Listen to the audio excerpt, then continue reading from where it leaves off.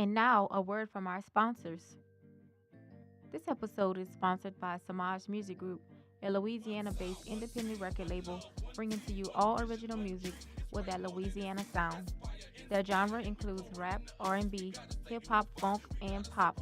To get a feel for their sound and featured artists added to your playlist, be sure to go follow them on Instagram at Samaj Music Group and Facebook for updates and up and coming projects today. Samaj Music Group.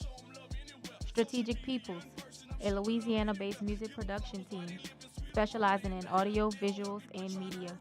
This group is also well diverse and can get to work on your next up and coming album projects. Be sure to check out strategicpeoples.com today and follow them on Instagram and Facebook at Strategic Peoples.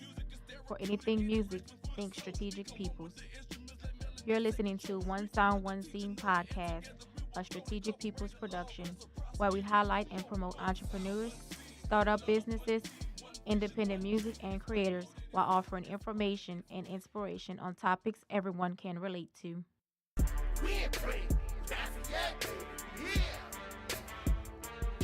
Thanks for tuning in to One Sound One Scene podcast, representing the 337, the flatlands of Lafayette, Louisiana. It's your girl, Slane Marie. And your girl, Daisha Nicole. Be sure to go to our website at onesoundonescene.buzzsprout.com on your mobile or web device. Hit the subscribe button in the top right-hand corner of the screen to get updates on new episodes. You can also subscribe on YouTube at One Sound One Scene. Be sure to hit the bell for notifications for up-and-coming shows and to catch up on past episodes.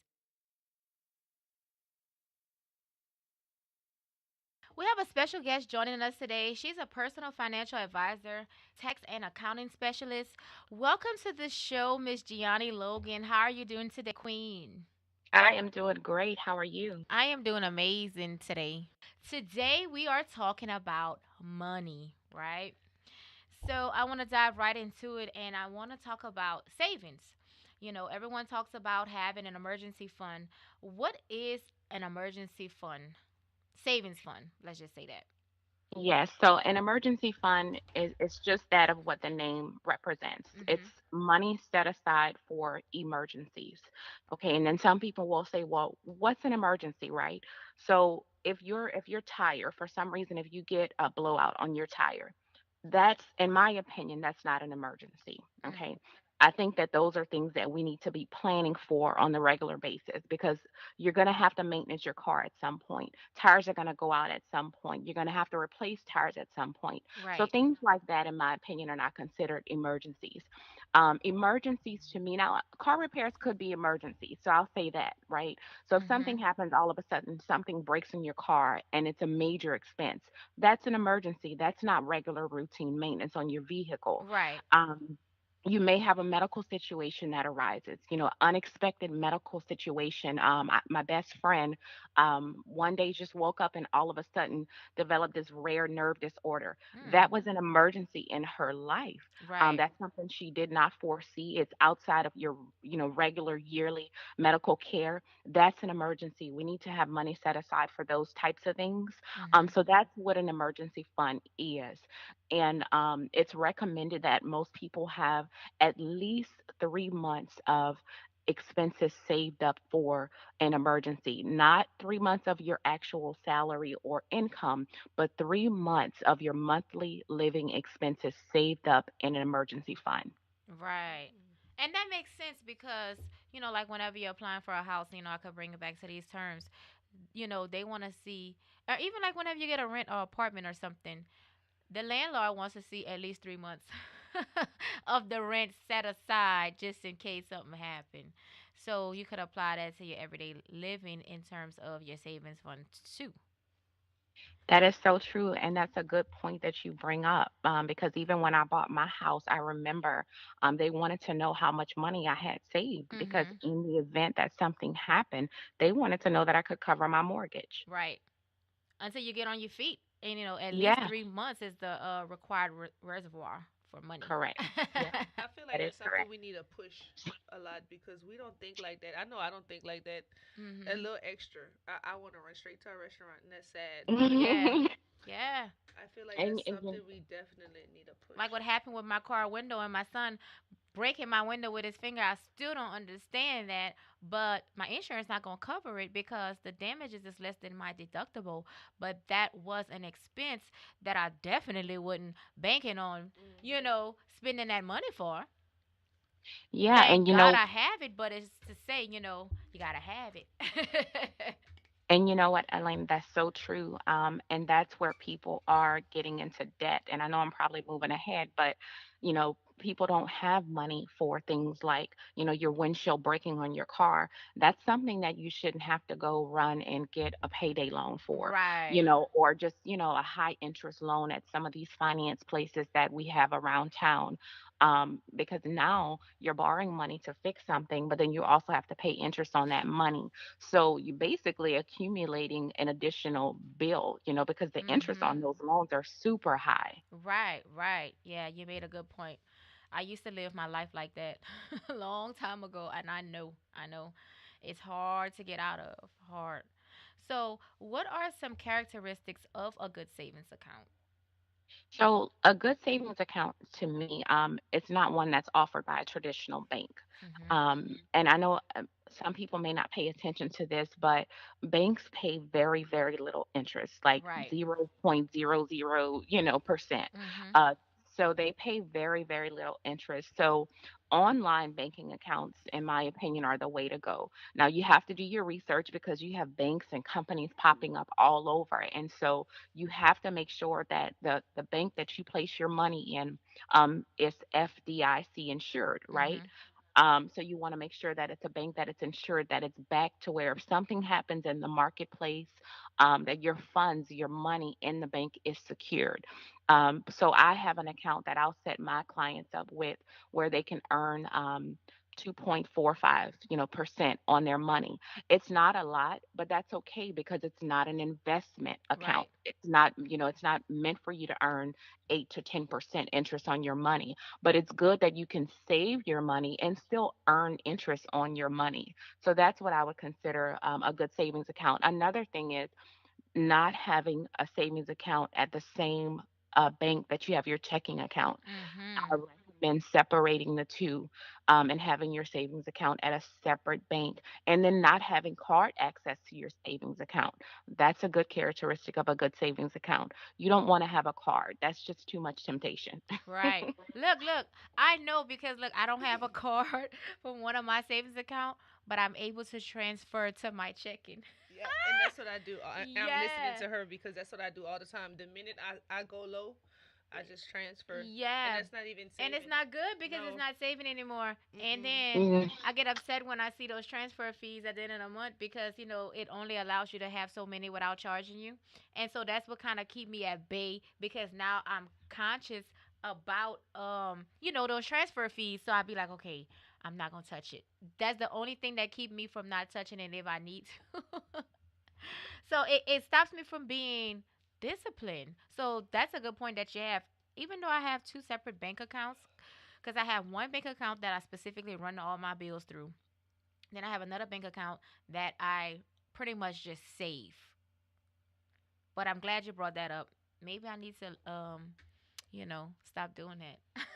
yeah, yes. But that's what I tell people all the time. Yesterday, I spoke at a conference and I spoke on financial abundance. Mhm. And I told the women there, I said, no matter how many tools we have, no matter how much knowledge we have, if you don't have the discipline and the mindset to go with that, then it doesn't matter. It's never going to work. Mhm. It's like having a plan, but not working your plan. You will Exactly. never see the reward, of what you're doing. And I know firsthand because, I'm an accountant. I've worked for a major corporation for 11 years, managing the finances of a major corporation. And I wasn't managing my own. Mm. And that's how I got into, the personal finance space because God had to sit me down one day and say, okay, like you are too blessed financially to not have money saved. Like, Mhm. and so I had my moment and I said, you know what? I want to help everybody else to be on that same path, but it takes mindset and it takes discipline. Right, right. And you wasn't just blessed with, the money, but you were also blessed with the knowledge because that's where a lot of people fall short. Some people have the discipline but don't have the knowledge on how to make money work for them. And when I dibbled and dabbled with financial services, when I was working for Primerica years ago, I started learning, how to make money work for us, with money market accounts, Mhm. IRAs, and things of that nature. But prior to that, I had no knowledge of that. And so, like, I was victim of payday loans, I was victim of going get those high interest loans, you know what I mean? And so, it took a long time to dig ourselves out of that hole, and just from being ignorant to the money game. Yep. And not really understanding the consequences. Like, people don't understand, like, when you think about interest and, for example, like compound interest. When Mhm. you go somewhere and you get a loan, and let's say you get a loan and you borrow $1,000 and it's 20% interest. Okay, so that's obviously that's only $20. Okay. Um, I'm sorry, that's $200. Mhm. So that's only $200. But at the end of the day, like, what happens is next month, like, especially with credit cards. So let's say you don't pay off that $1,000. Then next month you're being charged interest on top of the $1,000 plus the interest. So it Mhm. just keeps compounding. And so we don't understand the effects of interest. And so interest could either work for you or against you. And that's the thing that we're not seeing. We just say, okay, I need some money. I need it now. Where can I go and get it? And we don't think about the true consequences of it. Right.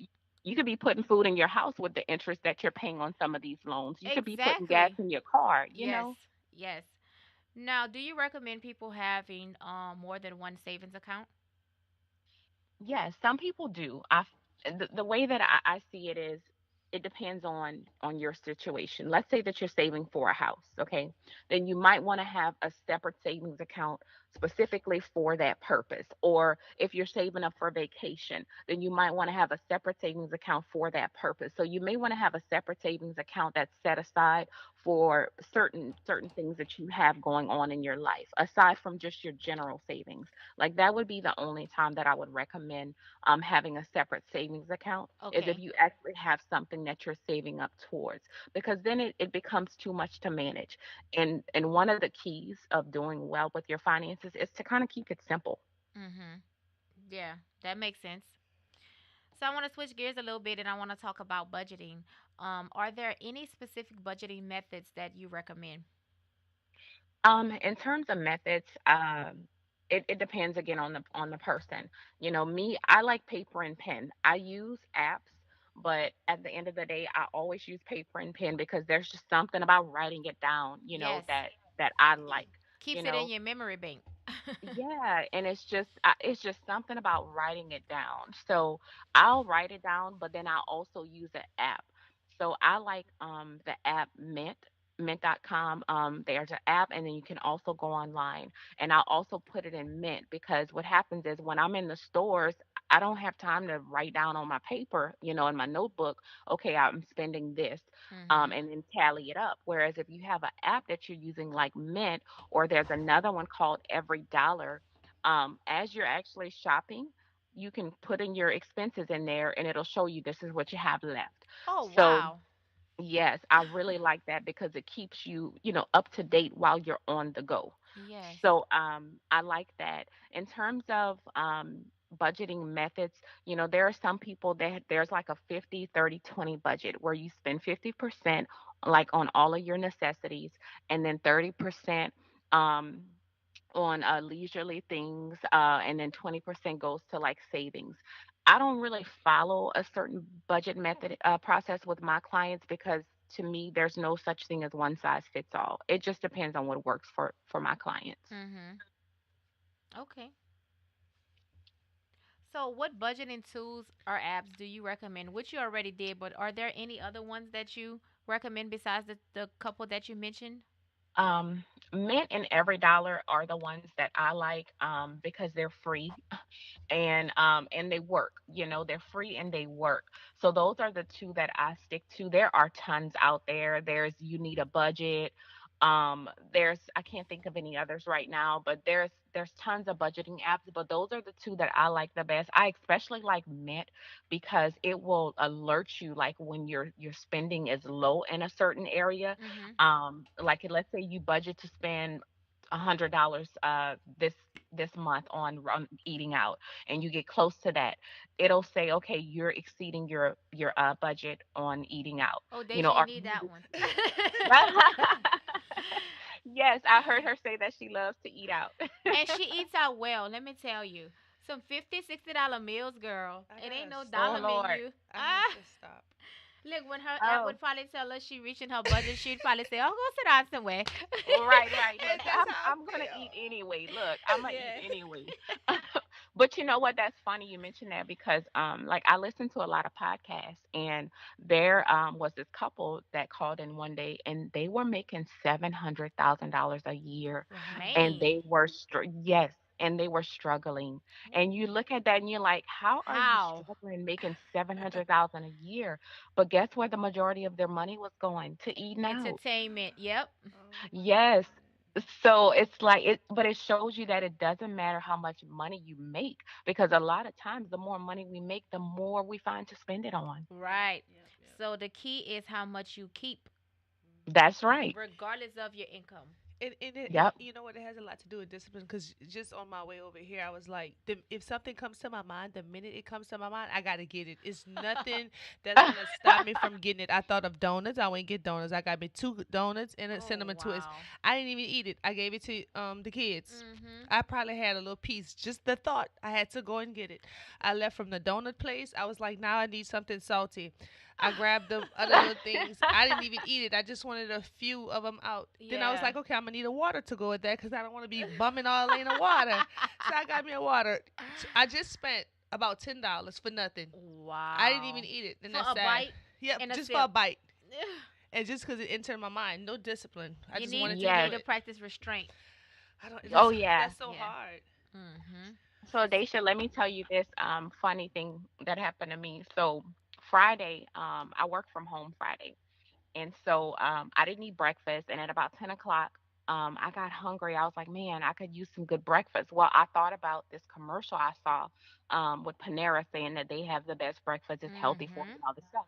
So now, a long time ago, I used to always say, I don't know why people are so persuaded to buy from advertisements. Like, I am not persuaded.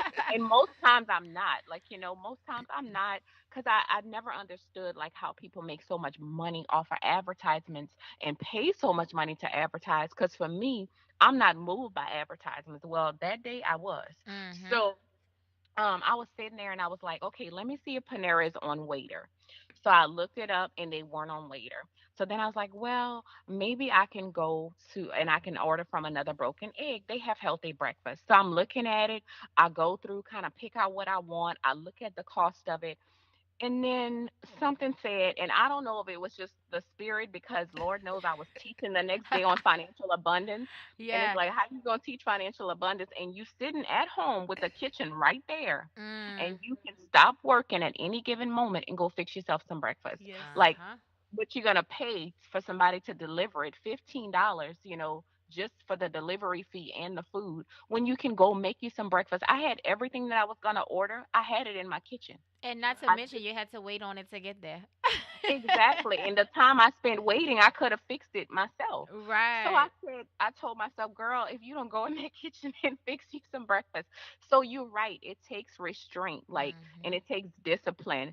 And that's why I always tell people, like, especially when it comes to purchases, if you see something you want, don't buy it right then and there. There's something called the 24-hour rule, but I say that's not enough. I think there needs to be a 48-hour rule where you say, let me think about it for 48 hours to see if I Mm. really want this or if Yeah. I really need this before you decide to buy it. And you know what? That works because after the 24 or the 48 hours, you're not even thinking about that no more. That was a moment thing. Exactly. But look, let me tell you, that was kind of like a gift and a curse for me because because I always talk about how I have mom guilt, right? And when I want something, I'll be in the store, me and Roger be in the store, and I'll be like, I want it. He be like, babe, just buy it. I'll be like, no, I could use some $40, $50 to put towards something else. So then I go home and I'm talking about it the whole time. I'm regretting the fact that I didn't buy it. So he's like, Elena, just go buy it. So then I wait the next day and I go to the store and I'm like, Lord, that mean okay, if it's there, that mean it was meant for me. If it's not, that mean that it Mm-mm. wasn't. Lo and behold, them shoes were still there, girl. I was like, yes, it was meant. But I want to You know. see? But I I want. live in agony, not making the decisions on the spot, cause I'm bad with decisions. Mhm. Like Mhm. if I have more than I think two decisions, I'm conflicted. Yeah. Like I would be all. I'll be all day in the store with yes, just that's why he hates to shop with me. back and forth. You done left this store to go to this store to Mhm. return back to the first store you left. Oh man, that's so awful. Yeah. But I wanted to know, did you end up fixing the breakfast or you ordered it? No, I fixed it. I was like, no, I'm not doing this. I'm gonna go fix it. Okay. Mhm. Okay, so So like, you fixed the breakfast. You know what I would have done? I would have fixed the breakfast. I would have realized it is not another broken egg or Panera, and I would have went and got what I really wanted now you because see, it's they already in my mind, and it's like I Yeah. have right. to do it, and that's the bad thing. That's what I need to work on. Yeah. That's why you gotta Yeah. train your brain. Oh my god, Yep. that You is gotta so train your bad. brain because like that moment that she had to self reflect, that was years of self discipline coming back to remind her, hey, this is not how we supposed to operate. Hmm. But when you never put those actions into place, you're not gonna have nothing to come back and be that little friendly reminder and that subconscious to tell you, hey, it's just go get it. You deserve it. Go get And it. that's how I think. Yeah. I mean, I say what? I mean, I would be here tomorrow. I'm going Look. by. That's sad. Oh my god. So But you know what though, and that's I'm so glad you mentioned tomorrow, Daisha, because I was just getting ready to say that. A lot of times we do whatever we want to do for today because we're not thinking about tomorrow. And the right. reality is tomorrow is going to come, and what are you gonna do when it comes? And so I like to tell the story of my best friend, who woke up one day and just had this disability because we don't think that things are gonna happen to us. And it's like, so you have to have goals. You got to think about tomorrow. You got to think about kind of like the worst case scenarios, Mhm. and it's not that it's not at all that you're inviting, bad things into your life, but you just have to be realistic. Like, I had a friend who was working. We both graduated from college at the same time, and we used to talk about how blessed we were to both still be working for the same company after all this time and moving up the ladder and doing well. And he lost his job. Wow. You don't think that those things are going to happen to you. And I was reading a book and it said a lot of times you don't know that you're stupid until life comes and stupidity shows its face. Like, Hmm. and I was like, ooh, that's kind of harsh. But Yeah. sometimes we make harsh and rash decisions and we're not really realizing the consequences of it. So like Daisha, I would say, like, do you have kids? I have two. Okay, so I would say think about the kind of life that you want for your kids. Maybe think about, some things that you want to do for your kids and be able to, provide for your kids in the future. Like maybe when they graduate from high school or they get into high school, maybe you want to be able to buy them a car because maybe your parents couldn't do that for you. So just set some long-term goals because honestly, like people that are wealthy, that's what they do. They Right. do not make decisions for today, tomorrow, or even in the next year. Like they make their decisions based on what they want for their lives 5, 10, 15 years ahead. And so, and we got to start thinking like that. Like, I feel like we should all be millionaires. Yep. I really do believe that. Yep. Like, if you That's some think good about it, nuggets. and it's true, like if you think about it throughout your entire life, most of us will probably make $1 million. I was just about If to say you that. we will, like if you make $30,000 a year and you work for 40 years, which some of us may end up working longer, you're going to make over $1 million throughout your whole lifetime. And it's like, what will you have to show for it? Right. So, why do you think people dislike the concept of budgeting? Because it's restrictive. It's like, you know, it feels restrictive. It's like, okay, it takes my freedom away. Like, I can't do what I want with my money. Right. So a lot of people don't like budgeting, but it's actually the opposite. It's freedom. Because if you think about it, when you're doing whatever you want with your money, 9 times out of 10, you end up having no money. Right. Right. And But you then know So what? if debt. You know what I'm thinking about, like for income tax. Let me just use that. We get a little lump sum. Mhm. So for me, and that's so bad, but it's like instead of saying, okay, I'm not gonna leave this in my checking account once I cash it. I mean, deposit whatever. it's hard for me to say, let me put it in my savings account. I feel like once I remove it out of my checking account and put it into my savings account, I You feel broke. broke. Oh Lord. And it's like I don't want to feel like, and I'm not just for income tax, just any check, any whatever. I'm Mhm. just using that as an example. Once I remove it and once it's no longer in my checking account to where I could just swipe and do whatever I want, I feel broke and I hate that feeling. I That's want to that feel state of like, mind. yeah, I want to feel like if I wanted, I could just go and get it. Mhm. Like I hate that. You have to remind yourself that you can have it, just not now. I know, you girl, know. I got, this is bad. Mhm. Yeah, and that's why I say it takes mindset. Like we got to start thinking about money differently. Like, because like what you just said. Now you said it makes you feel broke, but lo and behold, you still have the money. Do you not still have the money? It's just in another account, right? Right. Mhm. It's still there. It's just in your mind. Like your mind tells you, you know what? I don't have easy access to this. Like I need the Yep. money to be there. Yep. And Yep. that's But just how I feel. And I because I feel broke, I leave it there and I end up going broke. and then you end up going broke. So the Mm, so basically you manifest your feelings. Yep. mm. Yep. So what You you need to manifest. maybe tell yourself is, if I keep this money in my checking account, I'm gonna be broke. So let me put this in my savings. Yes, I'm gonna really be broke. Yeah. And Yeah. last night I saw on social media, somebody posted something. Speaking of broke, and it said, the rich people they live like they're broke, and broke people live like they're rich. That's so Mm. true. You know, and it's like, and honestly, for the most part, it's not our fault. We weren't taught this. Right. We were never taught this. It was never modeled for us, you Right. know. But at some point, we have to change the narrative, because it's like when you look at other people and how successful they are, you got to ask yourself, well, why can't I be that successful? Right. What makes them any different from me? There is no difference. They do things differently. They think differently. They move differently. But it's not like we can't do the same thing, especially in our culture. Right. And then, like coming from a background, because like my parents, they didn't know anything about credit. They didn't know, all they knew was stay out of debt, right? So that meant for them was save up your money, pay things off cash, right? Now, mind you, my parents had a home, and we always lived in that one home. I was born and raised there until both my parents died. Now, I had to learn about money, debt, credit the hard way, because I come from that mind state, pay everything off cash. Mhm. So when, my husband and I got together and then we decided to get a home, boom, it slapped me in the face. You can't get a home. Well, why I can't get a home? Because you have no credit. Then I had to figure out, okay, what is credit? How do I get credit started? How do I do this? How do I do that? But I was already in debt because of payday loans and all this other stuff. So what you're talking about in terms of we was never taught, that is so true and so real, because a lot of it, like my parents told me, stay away from credit. You don't need no credit. Credit cards is bad. You don't need that. That's just designed to keep you in debt. But it's not.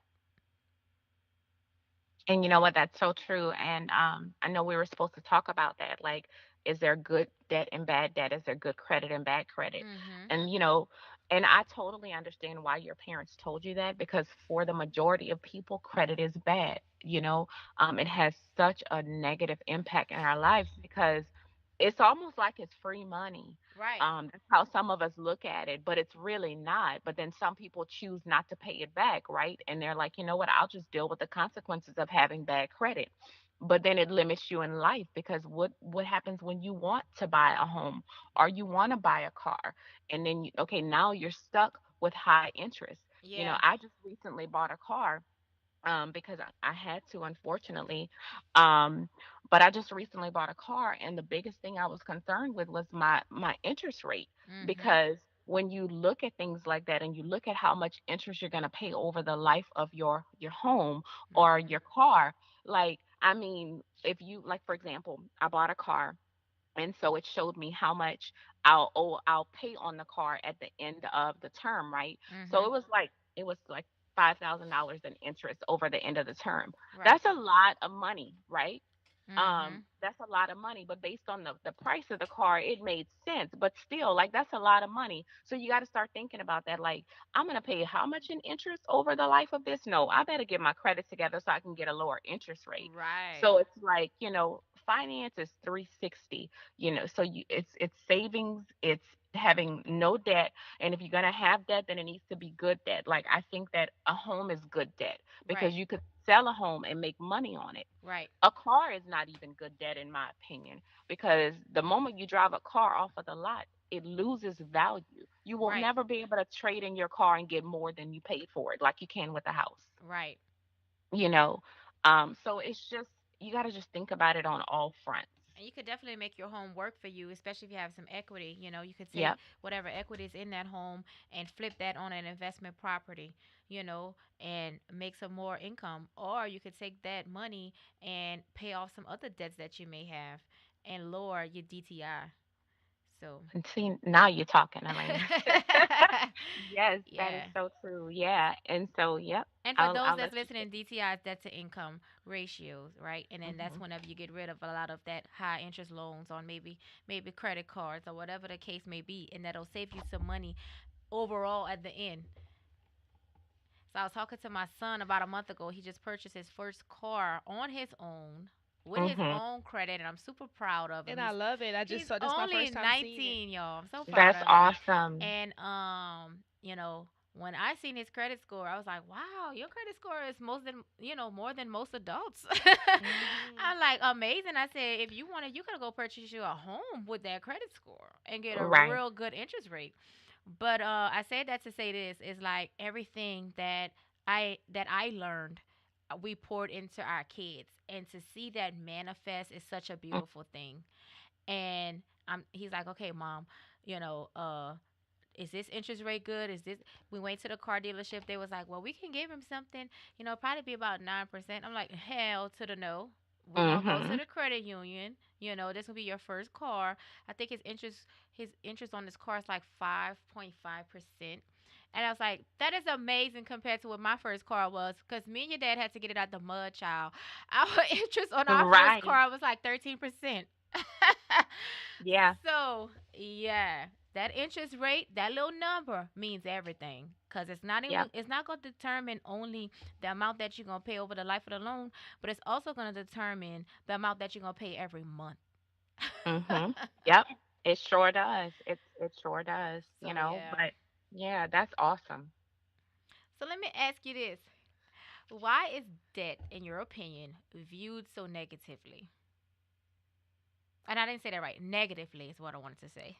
Well, because I mean, it just that can really bring a lot of stress into your life. It's Mhm. restrictive, right? It really does restrict you. And I'm just going to give you my personal testimony. So I went to school, and I didn't have to take out loans initially because I had a scholarship, and I had TOPS. Mhm. But you go to college and they tell you you can get this money. Your parents don't even have to sign on the loan. Like, you can go and get this money, which makes no sense to me that you would allow, a 19 or a 20-year-old to get a 10, $20,000 loan from school when they could never walk into a bank and do that, right? Right. Right. So, but that's a whole nother story. So I ended up leaving school with debt, um, and I'm paying for that till this day. Okay, now here it is. I've been out of college for 11, 12 years now, Mhm. and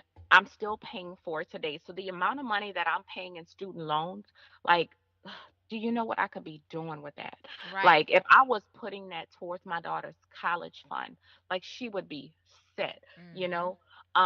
If I mean, really, it's almost like a car note. Like, that's how much I'm paying Oh, because trust I'm me, I trying to know. pay them, yeah, it's like I'm trying to pay the max amount so I can pay it off in the least amount of time so I don't pay as much interest. So when you think about that, so it's like, it steals from you. Like, it really steals from your future, Right. because it's like I could be investing with that money, because a lot of studies show that if you invest $100 to $200 a month, and you earn, let's say, 10% on your money, and you do that for 35, 40 years, you will become a millionaire. So Mhm. I could be investing that same money that I'm paying the student loan with. I could be investing that and be a millionaire. I could have probably been well on my way to being a millionaire right now. Yeah. But because of debt, I'm not. It's like it's robbing me. And that's what Mhm. it does. People don't understand that it steals from your present and it steals from your future. And oftentimes we don't realize it until it's too late. Right. Girl, I can agree with that. I gotta be preaching to my kids all the time. Y'all don't want that. Look, I'm not even on my kids like to move out the house. Like, get some investments, build yourself a portfolio of assets, and until y'all meet that person that y'all want to marry and build a home with and a life with, then y'all can move out. I don't care if y'all 30 years old. And if somebody come in and don't understand your plan, then they're not the ones for you. Let them Right. go. You know? But Right. I don't want to see my kids fall into the trap that I fell into, as a young adult and thinking that I have to get it on my own. That's why a lot of us, we want that independency with our culture. I'm just put it like that, but we don't want to band together as a culture or as a community to build each other up. Everybody want their own, their own, their own, and I teach that in my household. Yeah, you're gonna get your own, but at what cost? That's true. That is so true. And you know what else? Something that just crossed my mind. In relation to debt, like debt is stressful. Having debt is really stressful. Mm-hmm. It's like not having your needs met, owing people all this money. Like it's very stressful. And actually it's the number one cause. Like finances is the number one cause of divorce. And Right. here we are today, Elena, you're celebrating your anniversary, right? Which Yes. is a blessing, right? It's a blessing that you guys have been married that long. But you know how many couples struggle financially Right. and end up divorcing, Because of over that. yeah. So it is really a bad thing. It affects everything. It affects relationships. It affects the quality of life that you have, the quality of life that you're able to provide to your children. Like it affects everything. And that's why it's so negative. Right. I can attest to that. So since it holds us back from so much and it brings upon a lot of stress, what are some debt payoffs methods? Oh Lord, child, I just said that all wrong. I'm No, talking you said I'm it right. talking bad. Ooh. Oh, no, you said it right. So there's two main methods. One of them is called the snowball method. Mm-hmm. And the snowball method is where you list out your debts by amount, the smallest amount to the largest amount, and you start knocking out your debt that way.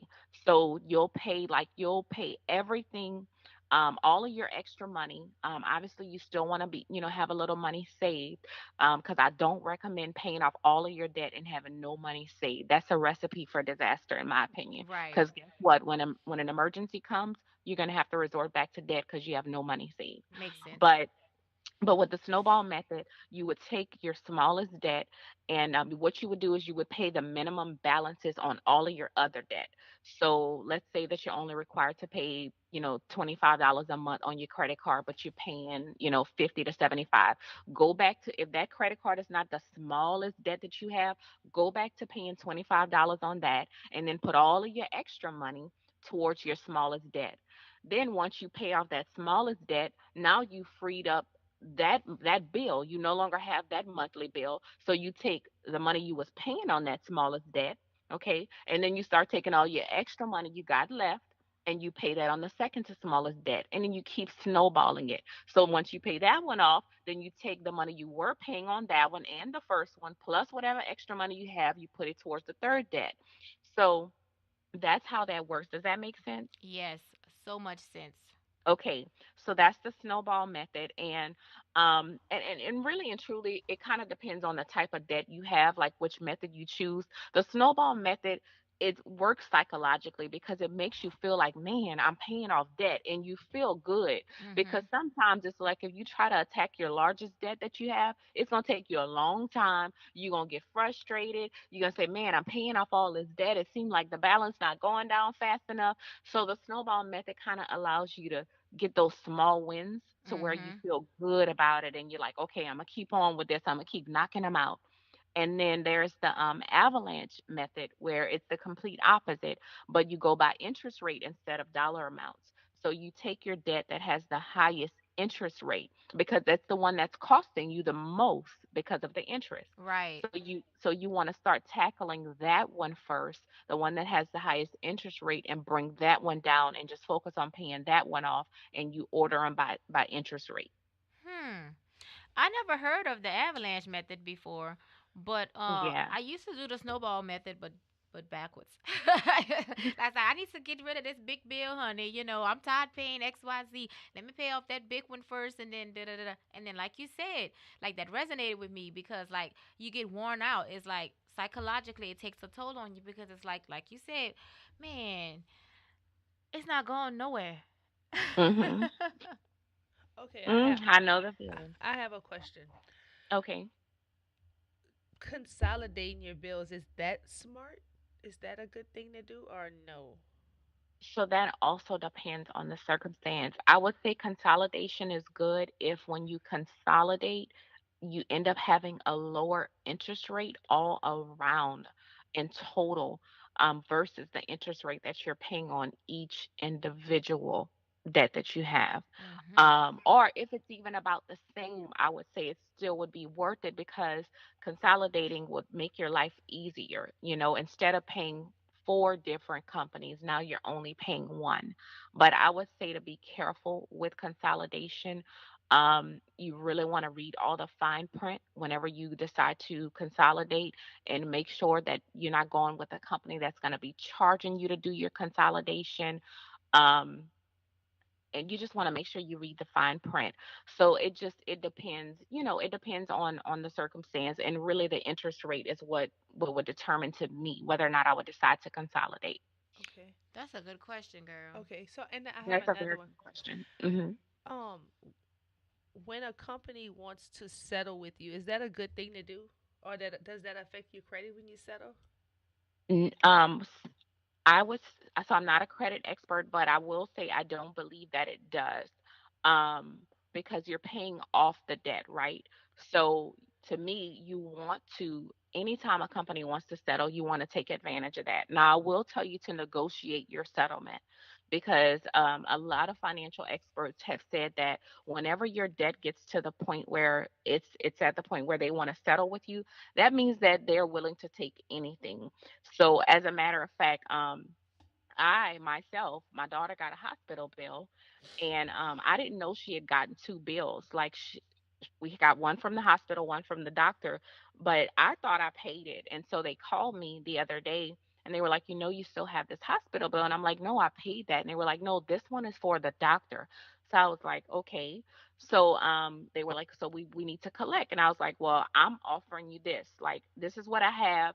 This is what this is all I have to give you guys, even though it's not, but I was always taught, like when I read books, experts always say never ever pay the actual amount once it gets to that point where they want to settle with you. Mm. Always offer them less. And Hmm. so I'm waiting right now for them to they allowed me to pay less. They said that they would accept my offer, but I'm waiting for the letter to come in the mail so I have proof that they're going to go ahead and allow me to pay this certain amount and then I'll pay it. Yeah. So I don't know if I answered your question, but I would say that it shouldn't affect your credit because you're paying it off. Now, it probably, if it's already been reported, then there's nothing you can do about that. But once you pay it off, then it should not affect your credit. But always, always negotiate when it comes to settling. Don't ever pay what it is. Yeah, and like she said, always have it in writing. Yes, Always. make sure they send it to you in writing. Yeah. Because at that point, they're desperate. They just want their money. Mhm. And hell, you probably done paid it already. All the doggone interest. Yeah. So I want to switch gears a little bit, and I want to talk a little bit about tech taxes. So, Okay. what is the difference between tax planning versus tax preparation? So I'll start with tax preparation. So tax preparation is just, obviously you just go to someone who does your taxes for you. You bring them all of your stuff, everything that you have. They file your taxes. Hopefully you have someone that's going to look for, deductions that you can take to make sure that you're taking advantage of everything that you can to reduce the amount of taxes you owe to the government, right? Mhm. So that's something that you do once a year. We all do that once a year between January and April. So that's tax preparation. Tax planning is when you're basically planning, in advance for your tax situation. So for most people, that would look like, how can I reduce the amount of taxes I owe to the IRS? Mhm. Um, beforehand. You this is something that you do between January and December. You would do that of 2019 for when you get ready to file next year in 2020. So what are some ways that I can reduce the amount of taxes that I owe to the IRS? What can I do during the year that's going to reduce the amount of taxes I owe to the IRS, so that you either get a larger refund, or for those people who have to pay back every year, so that you pay less back? So, like some things that you can do, I always encourage people who work for an employer that offers a 401k. You want to contribute to your 401k. I mean, it's a win win because it's something that we should be doing anyway, because it's saving towards retirement, but it also allows you to take a tax deduction. It will reduce the amount of income you make. So, like, if you contribute $10,000 to your 401k Mhm. and you make $50,000 and you contribute that money pre-tax, that is so important. You want to make sure that you're contributing pre-tax dollars. So when you do that, it's going to make it seem like you only made $40,000. Okay. Mhm. So that's a huge decrease, in what your income appears to be for tax purposes. If you don't work for an employer, and you get an individual retirement account or a self-employed retirement account, it works the same way. As long as you're contributing pre-tax dollars, it'll reduce the amount of money that it looks like you made, your income, and so you're taxed on less income. So Mm. that's one way.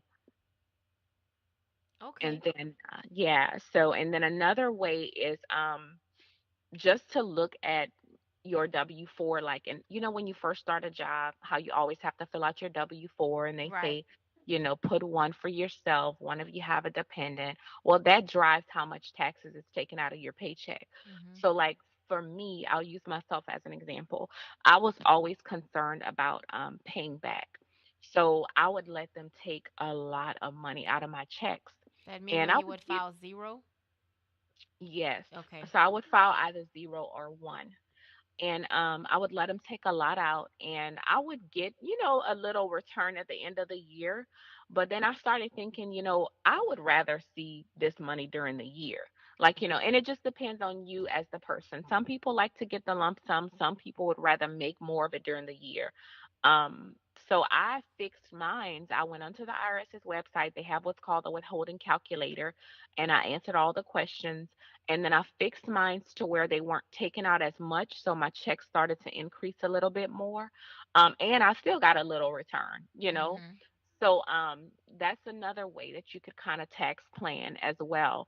And or if you have your medical benefits, right? That's another thing. You want to do those pre-tax too. Always use pre-tax dollars, because what happens is when you use pre-tax dollars and you pay medical bills, or you contribute to a 401, I'm saying medical bills, I'm sorry. I should say your medical benefits that's offered.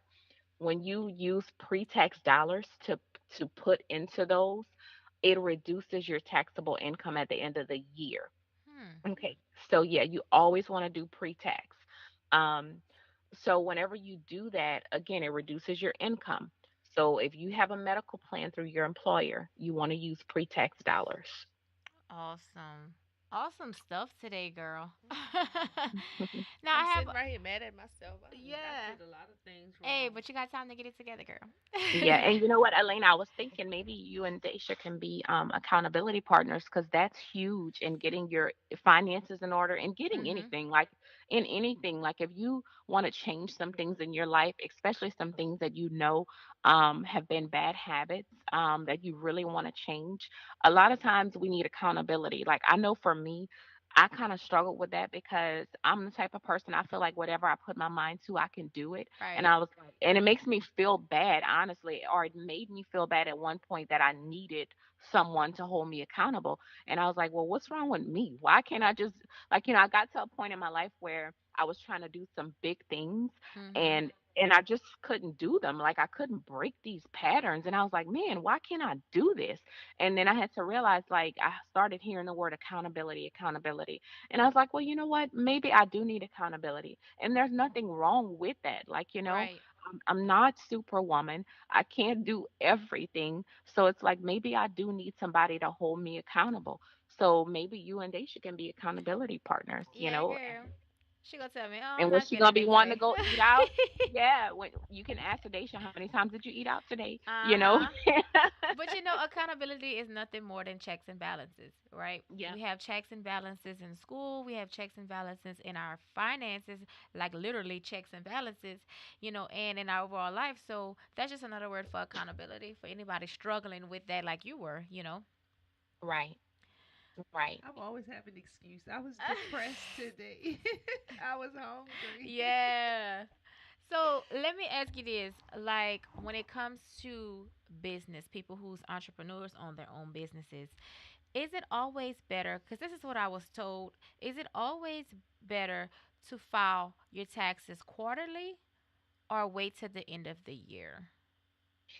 Um, Again, I it depends on the person, but here's my recommendation. I recommend filing them quarterly. And Mhm. you're not really filing your taxes quarterly. What you're doing is you're making quarterly estimated tax payments. Yeah, that's what.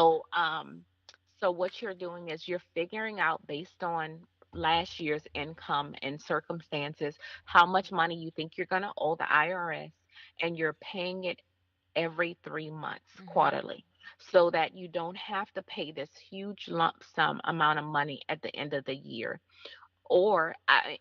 I mean, I tell people you can either do that, or you can save up the amount of money you know that you're going to have to pay, or you think you're going to have to pay, and just be prepared to pay it when you file your taxes. But that takes discipline. So to me, it's easier if you just set up your quarterly estimated payments. You can figure those out. There's a worksheet that you can use on the IRS's website. It's called a 1040E, S as in Sam, Mhm. to do that. And it has the instructions. It can be a little hard to understand, or you can come to someone like me or whoever does your taxes, and we can key it into our software, and it's going to calculate what your estimated payments will be. And then you can even set it up to where you make those like by automatic draft, or you just call it in and pay it through the IRS's payment system. Awesome. Now, what is a good rule of thumb for those that, are business owners and they want to pay, their taxes at the end of the year? What is a good rule of thumb in terms of how much money they should set aside off of each check that they receive um to get? Like, what percentage should they set aside every month? Well, as a self-employed person, or even as a person who works for someone, but you just make a lot of money and you end up having to pay back. So how much money you should be setting aside will depend on, it's going to depend on your income every month, if you want Mhm. to set it aside every month. Okay, now I will tell you this, self-employed individuals are responsible for 15.3% tax on the amount of money, not that they make, but on the profit. Okay, Mm. so that's your income minus your expenses, because you're able to deduct expenses. So, and then you get a net income number. So 15.3% on that number. Okay. Um, Now, to avoid complication, I'll just say 15.3, because there's some other little factors in there where it actually gets reduced a little bit, but we'll just say 15.3%. That's the percentage in federal taxes that you have to pay, Social Security and Medicare. That's what that 15.3% makes up. So you want to be setting aside at least 15.3% of your profit that you make every month, if you want to just set it aside that way. But Okay. Yeah, the best way to do that, like I said, is by either looking at what you made the previous year, or if you know that your situation is going to change or you're going to make way more money, then you just want to go ahead and just do the 15.3%, like I said, of your net income, your profit, and set that aside, because that's how much self-employed people are responsible for. And if you're not self-employed, then the best way is to go onto the IRS's website, and there's tax withholding tables that you can look up, and it's by income level, and it'll show you based on this amount of income, this is how much tax you should owe. Amazing. Girl, you dropped some jewels on us today. So Well, for I'm just glad that I could. I really want to help people. Like yeah. I'm just my own personal journey. I got tired of my seeing myself in a situation where I knew that I should have been doing better, and I feel the same way for us. Like, I'm I'm tired of seeing us struggle. I Right. am, and we don't have to struggle, and not even just struggle. I'm tired of seeing. I won't say I'm tired. I'll say there's no reason why we should not be able to achieve a level of success like we see other people doing, Right. and especially amongst our culture, because like I have a friend of mine who works for Primerica, and we talk a lot. And he's like, I hate to say it. He say, but all of my Caucasian, clients, they have no problem investing, Mhm. but when I work with us, we're always reluctant to do it. Oh, And it's girl, I like, know.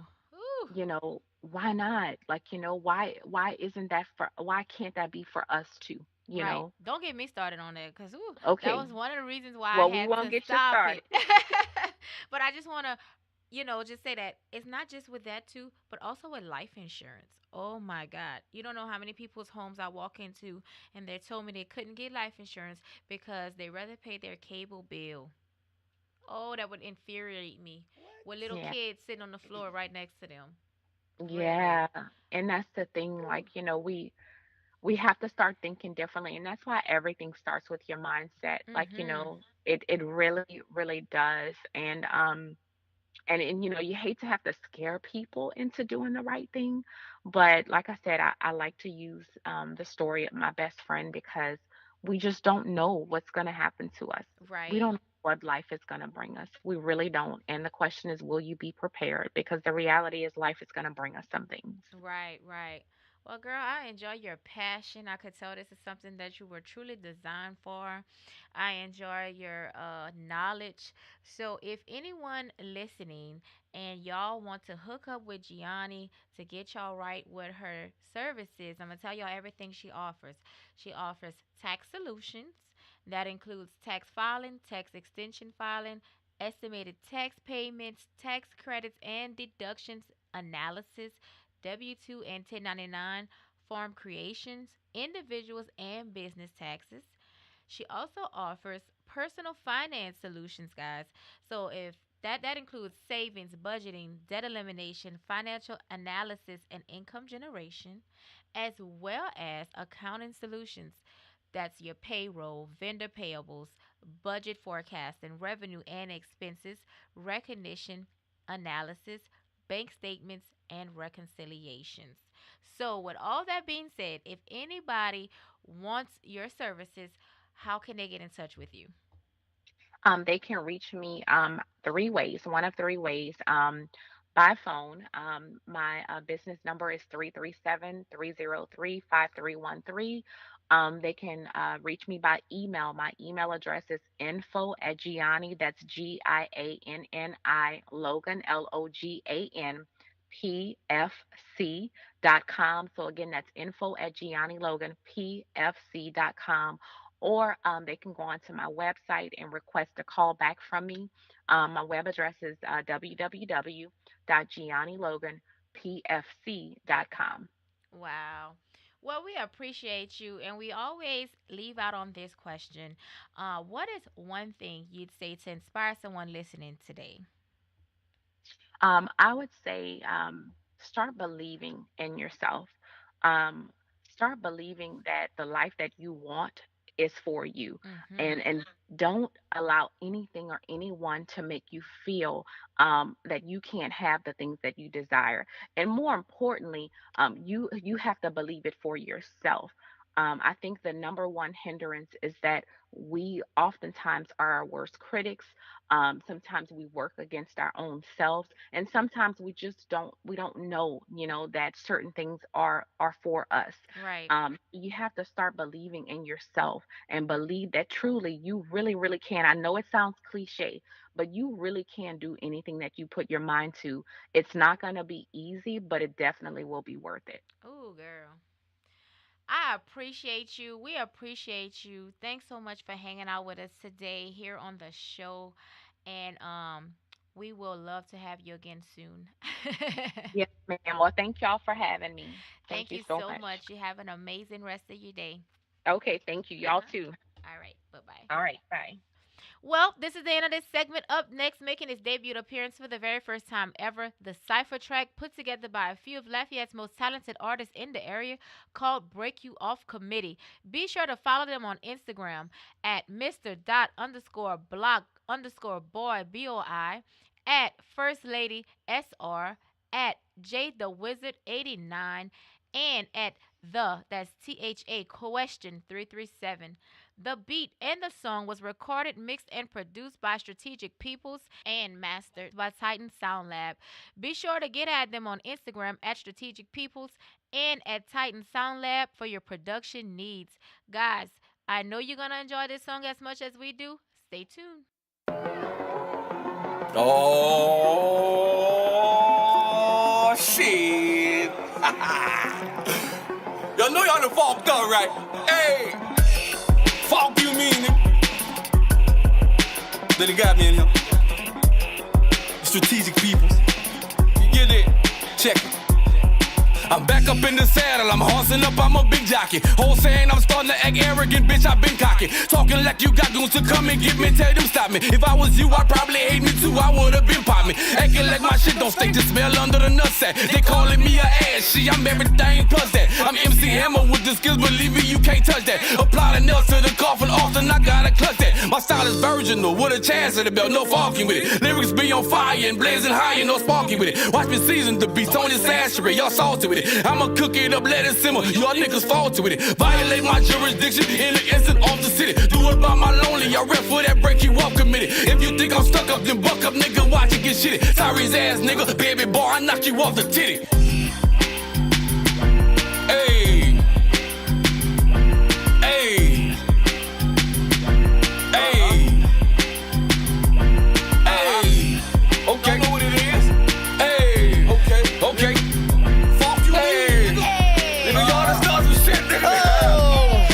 One more time for y'all. Some call it the greatest, most love what they hate it. But everything about the God is vibe procreative. I don't like the boast, but I show up and I show off. Shopping spree up on the south, for head back to the north. Eyelashes be on fleek, CD deck jamming at me. Hustler music trapped out while I'm bouncing out of my seat. I'm going get that bag, yeah. Cause the girl's super focused, super savvy. So where that cash at? Yeah, you know I need it in my life. They go left, I go right. I ain't gonna let you dim my bright. This little light of mine, I'ma let it shine. I'm in my own lane, can't capitalize, I can't invest no time. You tryna ride the wave like I care about friends. She might be something to you, but don't compare to G-Lynn. Cut from a different club, rare breed. These bras gullible, so green. I'm the bitch that's keeping it live and keeping it hot. When you punk ass bitches you already know my name. Stop acting like you don't know who I am. Now who got next? I say who got next? Tell these bitches sit down. I don't think they heard me. When they nursery rhyme. Come on, my dog. Let's show them how we do it. Yeah. What? I'm directing a horror movie like Wes Craven. Playing the part of a monster, I got a blood craving. Stacking bodies on top of bodies in my basement. Everybody's dying, it's time, total annihilation. I told them haters not to try my patience, because my mind's ill, sicker than some mental patients. They didn't listen, so I'm done with all the conversation. Now back to back, I gotta kill them with no hesitation. I'm saying, oh Lord, you've awakened a sleeping beast with an appetite for industry rappers ready to feast. You opened up the gates of hell and released the evil beneath it. Now it's time to pay the ultimate ultimate price of final defeat. My tongue is a gun with unlimited ammunition. I'm the greatest lethal weapon to all of the opposition. If you think that this is over, it's only the intermission. I'ma let the next rapper finish off the competition. Y'all already know what it is, man. Wizard gang in the building. It's your boy Jay the Wizard. Man, we got a lot of talent. We about to kill this shit, you know what I'm saying? You know how we do down in the flats. Lafayette, Louisiana, stand up. I'ma pass this on to the next rapper. I know you about to come in and kill this shit. Get him. Get 'em. They looking at me like I came out of nowhere. Been telling me to slow my flow, but they know that I don't care. While mama rappers on the market, rapper whatever, but they never go there. Ayy, it's just my thing, but not with a bit of resentment. Growing up jamming some of the greats, so now I'm one of the gifted. Said part about a lot of rappers like myself, might not even get rich. Truth is, if you're lacking the muscle, the hustle, you never gon' get shit. And that go for anything you try to pursue in this life. A lot of people might be yelling in your face, telling you not doing it right. You never know, something that might come, maybe not through the door, but then blow straight through the window. So you better be ready, cause evidently whenever the time will come, you don't be to miss that. Looking crazy, could've been a new lady, or something that paid me, etc., etc. Something that could've made your life better, bro, or whatever you seem to dream, or even just doing it for your team or family, or honestly for yourself single-handedly. Grab hold of whatever it is, just don't let that shit vanish. Be words of the wise from the one that be calling the question. Yeah. Click Tight Entertainment up in the building. Shout out my dog MOD, money on the scene. We coming. 337, stand up. Lafayette, the flats, where it's at. We got talent.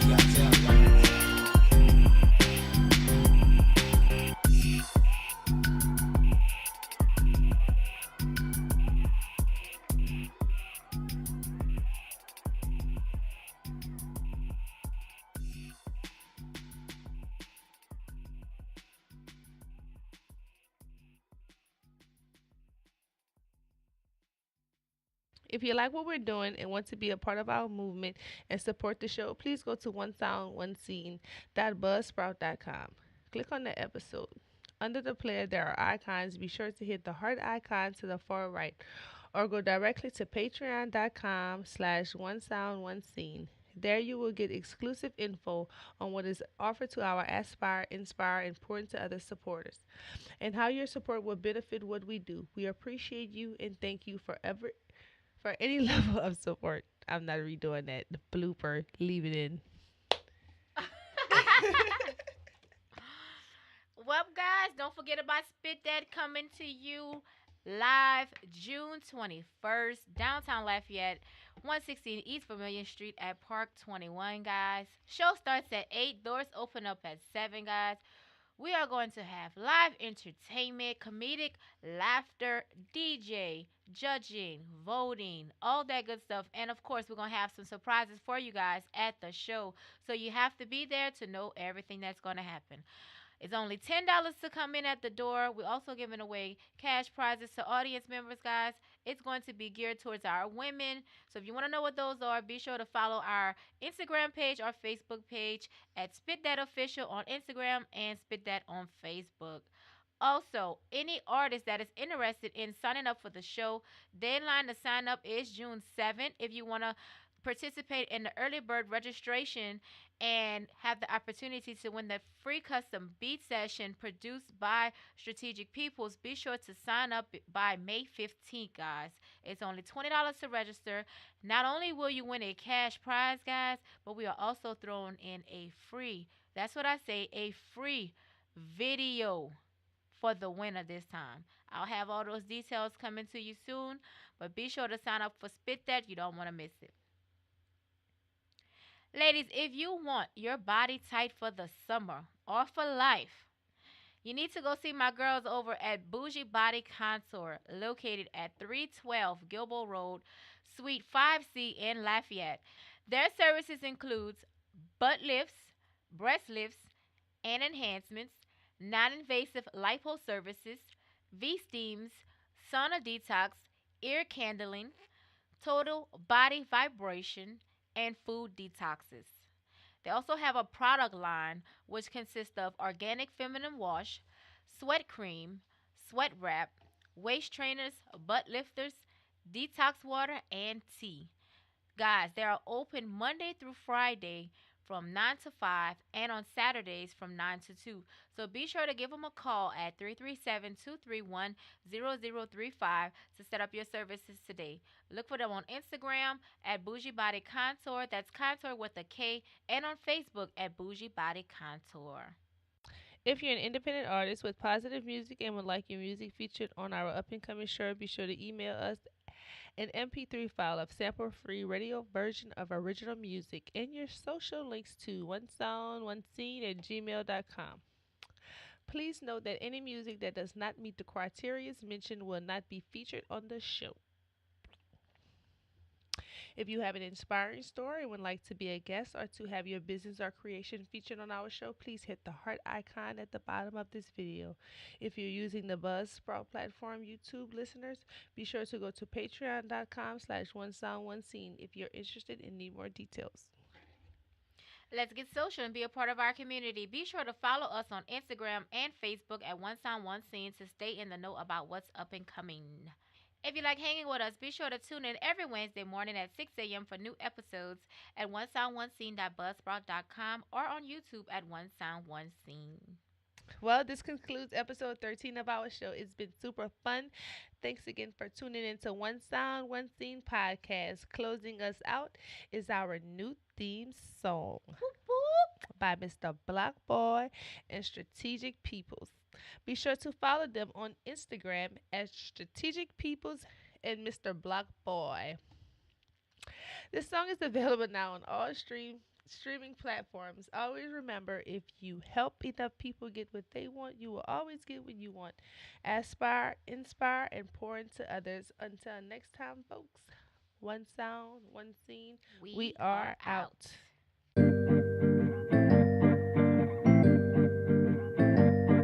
One sound, one scene, one love, one team, one vision, one dream. It's way more than it seems. Aspire, inspire, and we pouring in the others. We gotta stay unified. We gotta support each other. One sound, one scene, one love, one team, one vision, one dream. It's way more than it seems. Aspire, inspire, and we pouring in the others. We gotta stay unified. We gotta support each other. I double tap my people picture. I show them love anywhere. Social media in person. I'm showing love anywhere. Give them flowers while they living. Sweet aroma in the air. They don't help you but trying to hurt you. Just stay away from them. Like a post, even comment and share for thousands everywhere. One sound, one scene, pouring our love everywhere. You ain't vibing positive. We don't want it. We don't care. All your negative energy, you can keep it over there. This music is therapeutic and enrichment for the soul. Become one with the instruments. Let melodies take control. Reach another, teach another, and together we will grow. Incorporate the law of reciprocity, reaching for more. One sound, one scene, one love, one team, one vision, one dream. It's way more than it seems. Aspire, inspire, and we pouring in the others. We gotta stay unified. We gotta support each other. One sound, one scene, one love, one team, one vision, one dream. It's way more than it seems. Aspire, inspire, and we pouring in the others. We gotta stay unified. We gotta support each other.